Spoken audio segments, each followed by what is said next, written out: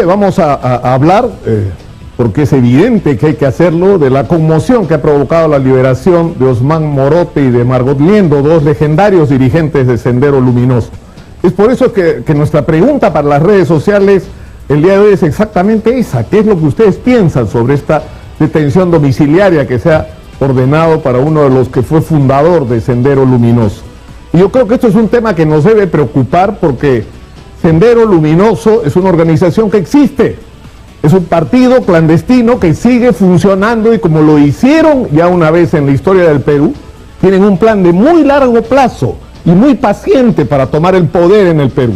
Y no han renunciado a la violencia como principal vía para alcanzar su objetivo, y están dispuestos a todo para eso.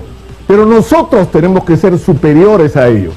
Por eso es que es muy peligroso que cometamos errores en esta guerra, porque seguimos en una guerra contra Sendero Luminoso y contra sus intenciones de apoderarse del poder e instaurar una dictadura sangrienta en nuestro país, una dictadura intolerable, una dictadura donde no va a haber libertad, donde, como ocurre hoy en Corea, los jóvenes van a marchar como autómatas por las calles si alguna vez tenemos la desgracia que nos ocurra.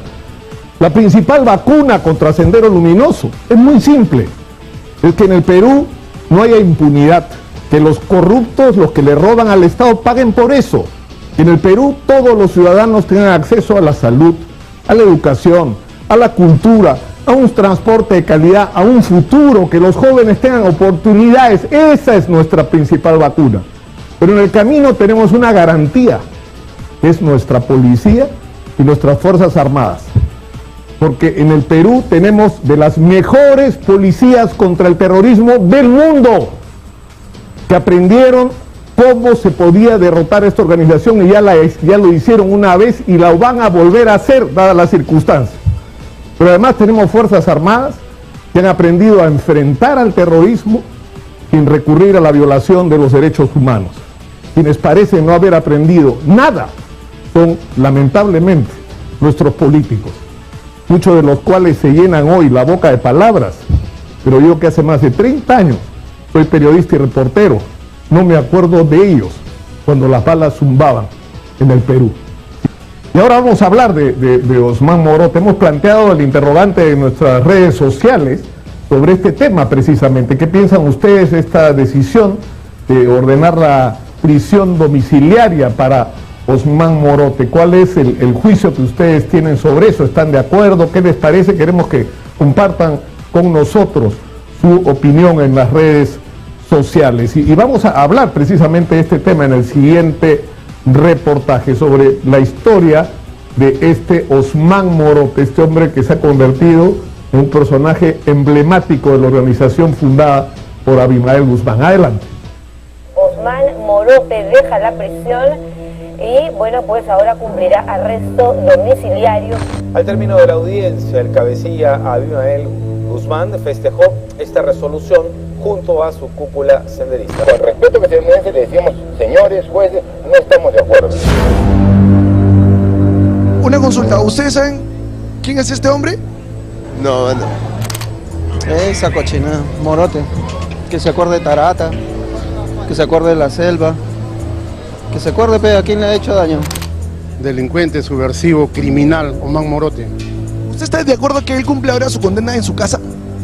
No, porque él ha debido estar igual que el sanguinario terrorista Abimael Guzmán, a cadena perpetua. ¿Qué han hecho las autoridades para poner mano dura a esta gente que ahora sale y se va a reciclar? No pierdan de vista eso, estos se van a reagrupar. Ese señor es un terrorista, no deberá estar en su casa, debe podrirse en la cárcel. Los peruanos tampoco debemos seguir con el odio, tenemos que darle la oportunidad y verlo con los ojos verdaderos, que es un hijo de Dios también y tienen derecho a haber cambiado. ¿Cómo era un fin de semana con el terrorismo? No sabías si ibas a tener luz, no sabías si ibas a poder salir a la calle, tenías temor de que si vivías cerca de un banco te podía estallar una bomba ahí, tú cerca de tu casa, y no sabías si estabas bien o no.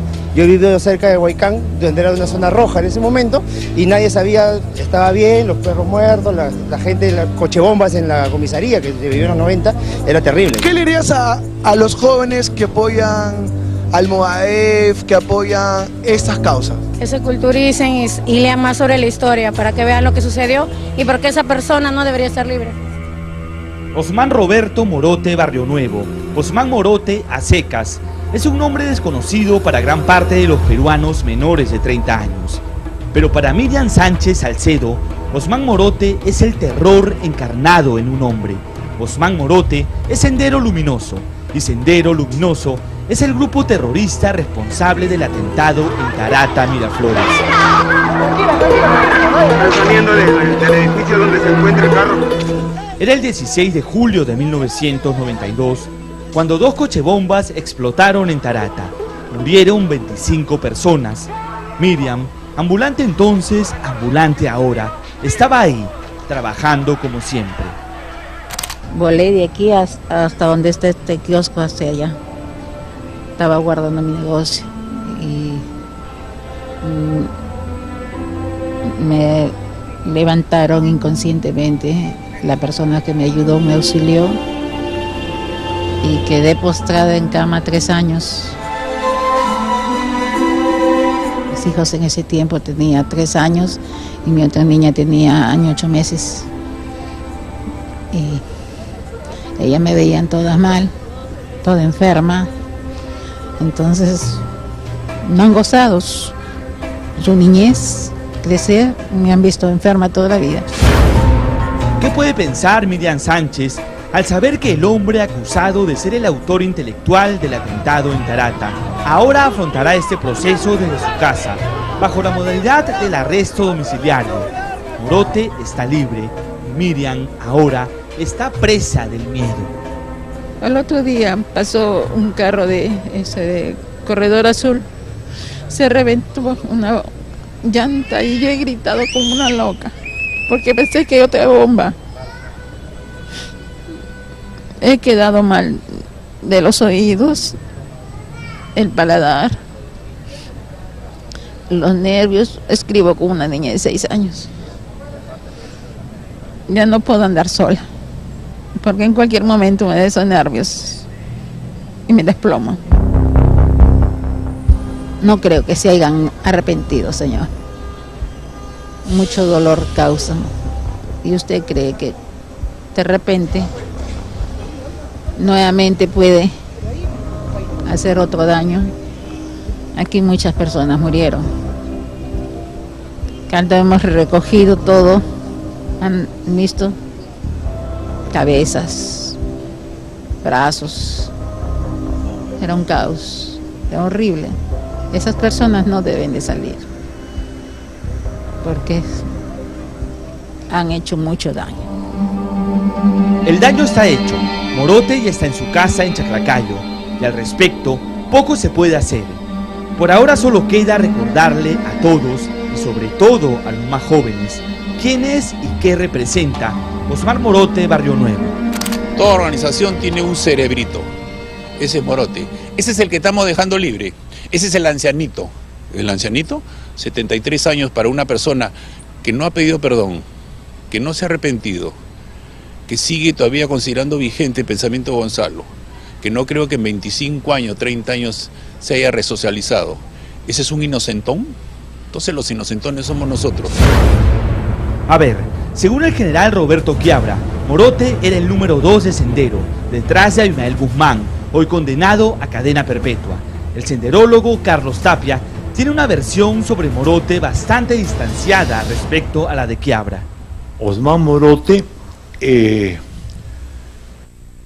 era miembro del Comité Central de Sendero Luminoso hasta 1988, pero estaba en el puesto número 15 de 21. O sea, no era que Osman Morote era el principal dirigente del Sendero Luminoso de Abimael Guzmán. Morote nunca ha estado a ese nivel, tampoco nunca ha estado al nivel de un organismo tan importante como por ejemplo podría ser Ayacucho, Huancavelica, Apurima, ¿no es cierto? Donde ella está, o en el Guayaga. Él tuvo a su cargo lo que se llamó el Comité Regional Norte, que era Tumbes, Piura, Lambayeque, Amazonas, ¿no? o sea, un sitio donde no estaba muy desarrollado Sendero Luminoso. Si tú eres el número 15 no estás detrás de la foto de Guzmán, pues. El número 15 no aparece en la foto. Ahora, si tú intentas defenderlo a Morote, y por eso es que dicen, ¿no? Morote no lo pueden sancionar por Tarata porque ya estaba preso. Morote, cuando sucedió lo de Soras, estaba en el norte. Entonces mejor di que no lo sancionen, pues. Eso es lo que ha sucedido en nuestro país. Los ambiguos de siempre. Lo que yo llamo los intelectuales orgánicos. Aquellos que todavía no han salido del closet, aquellos que eran fanáticos, propulsores de la toma del poder por la fuerza y que hoy día son fervientes defensores de los derechos humanos, del sistema democrático y de llegar al poder por el voto popular. Esa gente también tiene gran culpa, porque esos eran los que informaban de los avances de Sendero inocentemente con sus análisis y sus apreciaciones. Esos eran los que le dijeron al Perú que Sendero había alcanzado el equilibrio estratégico. Esos son los que tienen que pedir perdón también. Estamos en guerra de ideas. Ni siquiera para definir a un terrorista como Morote nos ponemos de acuerdo. Pero sigamos. Morote Barrio Nuevo estudió antropología en la Universidad Nacional San Cristóbal de Huamanga. Ahí conoció a Abimael Guzmán. Aunque parezca increíble, hay peruanos que no saben quién es Abimael Guzmán y qué significaba el pensamiento Gonzalo. Lo que los jóvenes deberían enterar es un poco qué fue Sendero Luminoso, qué fue Guzmán Reynoso, qué buscaba Guzmán Reynoso, ¿no? Guzmán Reynoso era un profesor de filosofía que a la vez era abogado natural de Arequipa, que llegó a Ayacucho, a la ciudad de Ayacucho, y luego empezó a propagar esta idea, pues, de tomar el poder a través de las armas, copia y calco de lo que había pasado en China. Precisamente Guzmán y Morote viajaron a China para conocer más el comunismo extremo, de la lucha armada. Eso solo trajo muerte y desolación. La Comisión de la Verdad y la Reconciliación le atribuye al Sendero Luminoso 11.021 muertes y 1.543 desapariciones. Las masacres de Abimael y sus huestes fueron muchas. Basta un ejemplo. En 1983, en Lucanamarca, Ayacucho, se asesinaron a niños. Esa era la crueldad del Sendero Luminoso de Osman Morote. Yo creo que la liberación de Osmote en este arresto domiciliario es la gran debilidad de nuestro país. Una debilidad porque después de un desastre como fue esta guerra, porque esta fue una guerra donde le ganaron el cerebro a nuestros jóvenes, porque cómo es posible que un iluminado como Guzmán pudiera captar a estos jóvenes para destruir al Perú, para destruirnos entre peruanos. Además de Morote, esta semana también salió en libertad la senderista Margot Liendo Gil, también de la cúpula de Abimael Guzmán. Para explicar en sencillo, Morote y Liendo tenían una condena de 25 años, condena que ya pagaron con carcelería, pero además tienen procesos judiciales por otros crímenes terroristas que ahora afrontarán desde sus casas. Entonces vemos hoy día de que los jueces dicen: han vencido el tiempo máximo de detención preventiva. Entonces tú te preguntas, ¿los jueces se están equivocando? No, los jueces cumplen las leyes. ¿Quién hace las leyes? El Congreso. ¿Qué han hecho los congresos en nuestro país entre el 2000 y 2018? Nada. Es cierto, lo único que hacen los congresistas es complicarlo todo, pero en el caso de Morote y de Liendo, son un peligro ahora que ya no están tras las rejas. Ellos no se han arrepentido, tampoco han entregado las armas. Eso es claro que para ellos la guerra no ha concluido, porque esta es una guerra prolongada. Las guerras prolongadas tienen un inicio, pero no tienen un final determinado. Por eso es que ellos no se arrepienten. En libertad, Morote y Margot Liendo Gil lo que harán es fortalecer esa organización, esa lucha política ideológica. La policía en realidad sabe que liderazgos como los de Osman Morote al interior de lo que fue Sendero Luminoso es muy importante, y por lo tanto, vigilando la casa, pueden ganarse mucho las fuerzas del Estado, la policía, el ejército, el servicio de inteligencia, porque conoce quiénes serían los que iban a visitarlo, etc. Yo no creo que Osman Morote sea tan torpe como para entregar a todos sus compañeros para que lo vayan a visitar y la DICOT está apuntando, tomándole fotografías, ¿no? A ver, ya nos están asustando. ¿No que se había derrotado al terrorismo o era un cuentazo? ¿Qué pasó? Después de esa guerra del 80 al 2000, lo que venía después de la derrota militar de esas organizaciones era la lucha política. Ese era el trabajo que debió hacerse en el año 2000. Por ejemplo, Ayacucho, Apurímac, Huancavelica, las regiones de nuestro país más golpeadas por la violencia senderista, necesitaban esa consolidación de la victoria. ¿Cómo? Con la presencia política, social y económica del Estado. ¿Se hizo? No. ¿Consecuencia? El narcotráfico ha ocupado ese vacío. Por eso que hoy día somos el primer productor y exportador mundial de cocaína. ¿Y qué hemos hecho aquí? Tampoco nada, y le hemos cedido espacio. Por eso que tú tienes Movadef, tienes tus CONARE y tienes tú y ahora los talleres políticos que están enseñando el pensamiento Gonzalo y se van ganando a nuestros niños. En este momento todos los grupos de lo que vinieron de Sendero Luminoso siguen ahí haciendo escuelas populares, ¿no?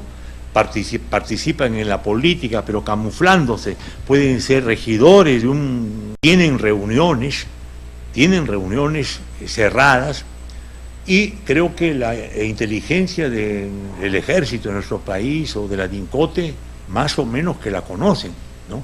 Sino que no pueden ser capturados porque no están cometiendo delitos. La gente que está con Guzmán, bueno, está activando en Lima, Callao y provincias, ¿no? Política, ideológicamente. Y eso nace el 2009, producto del anuncio de Guzmán después de su captura, cuando es presentado con traje a rayas. Él dice: muchos creen que esto es un fracaso, sigan soñando, porque esto simplemente es un recodo y la revolución continuará con nuevas formas de lucha. Desde ese momento empiezan las nuevas formas de lucha. El nacimiento del Movadef es producto de las nuevas formas de lucha, pero en trabajo en dos frentes. El frente externo, o sea, para engañarnos que van a participar en las elecciones, que nada tienen que ver con la lucha armada, y el frente interno, que es netamente trabajo partidario. ¿De qué manera enfrentar entonces a Movadef? ¿Cómo encarar esa facción de Sendero Luminoso que es una realidad? No se puede combatir eso de manera como si fuera fuerza armada. Yo no puedo agarrar y meter presos a ellos porque me dicen que él piensa en el pensamiento Gonzalo. Eso tiene que ser combatido de otra manera. ¿De qué manera? Ideológica, política y tácticamente, abrir un debate con ellos, ¿no es cierto? Y abriendo un debate con ellos, vamos a ver si ellos van a poder seguir ganando correligionarios o simpatizantes. No a la censura, más bien el debate. Pero claro, es un debate. ¿Por qué? Porque no están poniendo coches bombas, no están matando a los policías, ¿no es cierto? Entonces, ¿qué cosas están haciendo? Están organizándose con nuevas generaciones de jóvenes diciendo: esto es lo justo para el Perú. En un escenario que, como dicen los subversivos, caldo de cultivo, instituciones desacreditadas, envueltas en corrupción, donde cada vez hay menos oportunidades para los jóvenes, donde hay un crecimiento del narcotráfico, qué mejor espacio para ganar las mentes de los chicos. Y ahora que tienen, ¿cómo se llama?, importancia en provincias, en determinadas provincias, etcétera, ¿qué hacemos? ¿Te las dejamos a quién? ¿Quién va a combatirlos ahí? ¿Un capitán de la policía? ¿Un comandante del ejército? ¿Un coronel de la aviación? ¿Quién tiene que combatirlos? Tiene que ser los partidos políticos que están en el sistema y que tienen potencialidad para decir: tú no eres demócrata. O sea, puedes tú encararlos. Y sospecho que a unos muy sectarios no van a aceptar nada. Pero los jóvenes, los que recién ingresan al Movadef, ellos sí pueden ser ganados a la democracia. Y es que los jóvenes del Movadef tienen que entender que el senderismo y el pensamiento Gonzalo no son la solución. Terrorismo es que estos viejos cobardes, mientras que enviaban a los jóvenes a emboscarse contra las patrullas y hacer los atentados terroristas, ellos estaban en una casa en Chacarilla, chupando y bailando sobre el griego.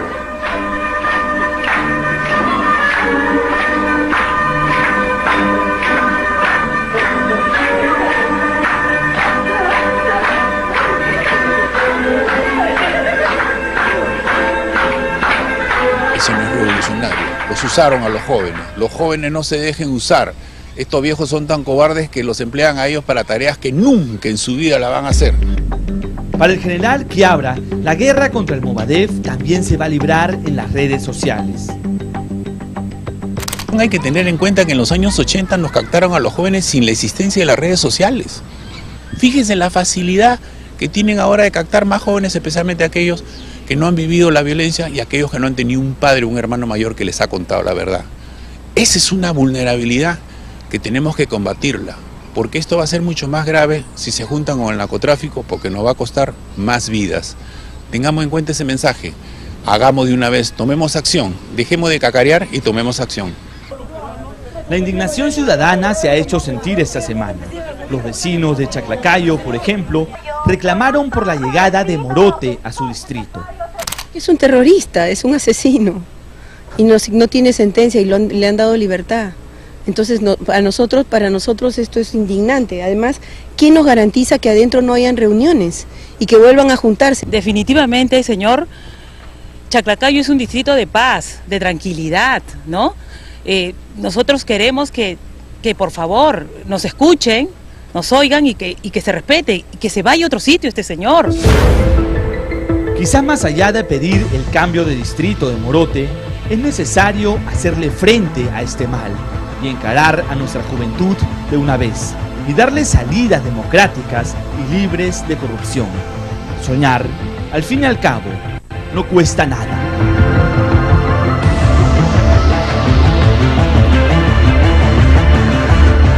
Que lo que está pasando es tremendamente paradójico, ¿no es cierto? Porque es sobre todo la política de donde vienen, de los políticos, quiero decir, de la boca de los políticos. Estas acusaciones sobre que el Poder Judicial no ha hecho esto o lo otro, pero ¿qué va a hacer el Poder Judicial si el señor Morote fue sentenciado según la ley que los políticos habían hecho y que en ese momento permitía esa como mayor pena? ¿Qué tendría que hacer la justicia? Violar la ley. El problema es que los políticos se ocupan de eso ahora, como dice el general Quiabra. La pregunta es qué han hecho todos estos años, desde que el señor Morote fue capturado por un equipo dirigido por quien entonces era el capitán José Miranda Acero. ¿Qué cosa es lo que han hecho, no? Para que las cosas cambien en el Perú. Y como señala Tapia, hay una batalla que hay que dar contra este sendero luminoso que sigue siendo una amenaza. No podemos ser ingenuos. No podemos ser ingenuos. Yo recuerdo cuando estaba en la universidad y Sendero Luminoso hablaba de la lucha armada y nadie los tomaba en serio. Y 20 años estuvieron preparándose para una situación que ensangrentó y que le hizo un daño tremendo al país y que según la Comisión de la Verdad costó la vida de más de 70,000 peruanos. Y que nos hizo retroceder en todos los terrenos, en el económico, en el político y en el social. Bueno, lo mismo está pasando ahora. Esta gente está trabajando en el largo plazo. Están tratando de reclutar a nuestros jóvenes, jóvenes que están, muchos de ellos decepcionados, muchos jóvenes que no tienen fe en un sistema que permite la impunidad, en un sistema que no les da oportunidades, un sistema que no les garantiza acceso a la educación, a un trabajo digno, a transportarse dignamente, que es un tema del que vamos a hablar en unos minutos en este programa. Y esa es una batalla y una responsabilidad sobre todo de los políticos. Y la pregunta que uno se hace es, ¿dónde están los políticos? ¿Dónde están los partidos? ¿En qué conflicto social ha habido el año pasado una huelga de los maestros? Yo no vi ningún partido político cuando en la huelga de los maestros.